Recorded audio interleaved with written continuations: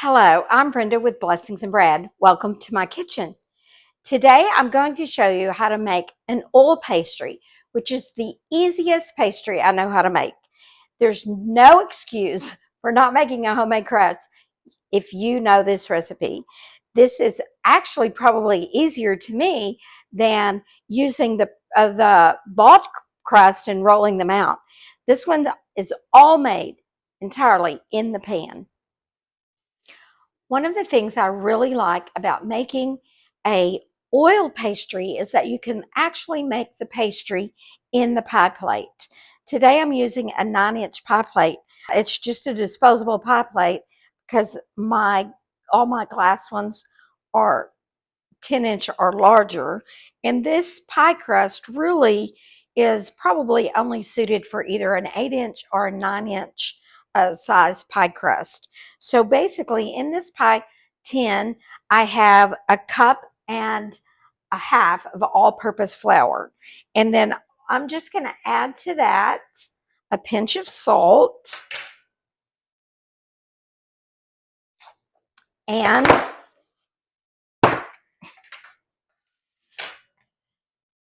that wasn't supposed to happen.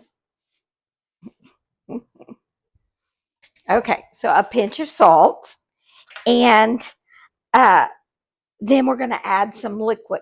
Oh, no, I forgot. We're going to add 2 tablespoons of sugar. You could leave the sugar out, but this makes just a little bit of a sweeter crust, and I can stir this and mix it in just a little bit with the fork. And next we're going to add a half a cup of oil, and this could be vegetable oil, canola oil. You wouldn't want to use olive oil because olive oil has a distinct flavor. And then this is 2 tablespoons of milk. And then I'm just going to use the fork to mix all of these ingredients till they come together to form a dough.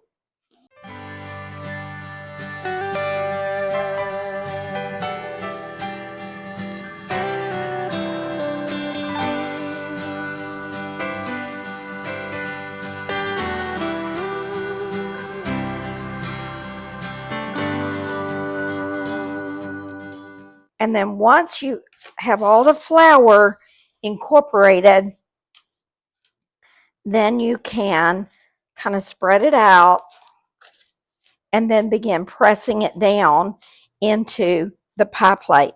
I think just from experience, I've kind of learned I like to start with the sides, because sometimes if I don't start with the sides, I feel like I end up putting too much on the bottom of the pan, and then I don't leave enough for the sides of the pan. Now this pie crust, as you can see, or pie dough at this point, I guess it's pie dough.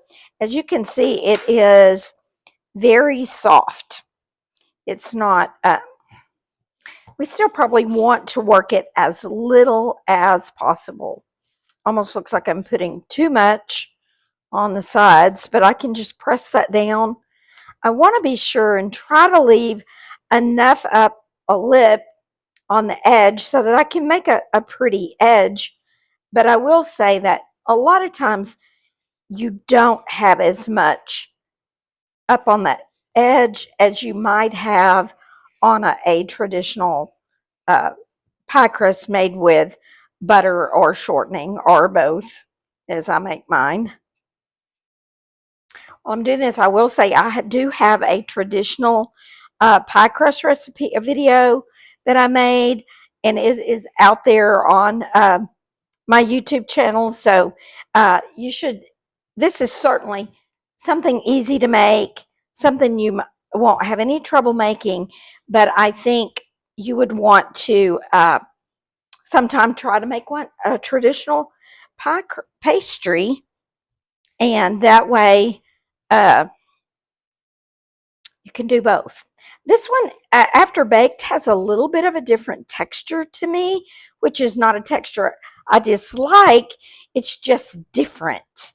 The flavor is very much the same as you would have in a traditional crust, but what I feel like is you end up with a little different texture And I don't know quite how to describe it, but it's a good texture, and a lot of people prefer this texture. It's just, I don't think as I think it's more that it's just kind of flaky, but you lose that what I would call tenderness maybe and all. Now you can blind bake this if you want it to blind bake it. You certainly can blind bake it. I have done that many times. And just be sure if you're going to blind bake it, which means to pre-bake it before you put your pie filling in, that you would certainly need to prick the crust so that you have, or the dough, so that you have holes in there, which will allow your the air to escape, so you won't get bubbles in the bottom of your pie crust. I think I've got that in there pretty good.